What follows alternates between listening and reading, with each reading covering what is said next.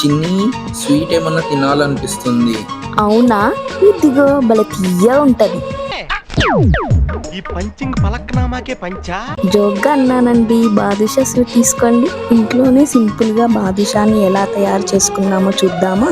ప్రియతమా ఓ ప్రియతమా, ఈ మౌన రాగాలనే పలికే హృదయం.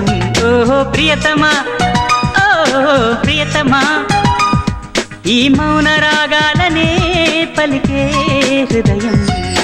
నిన్ను చూడాలని ఓ మాట చెప్పాలని కలవరిస్తోందని తెలుసా. ఓ ప్రియతమా ఓ ప్రియతమా, ఈ మౌన రాగాలనే పలికే హృదయం. ఓ ప్రియతమా ఓ ప్రియతమా.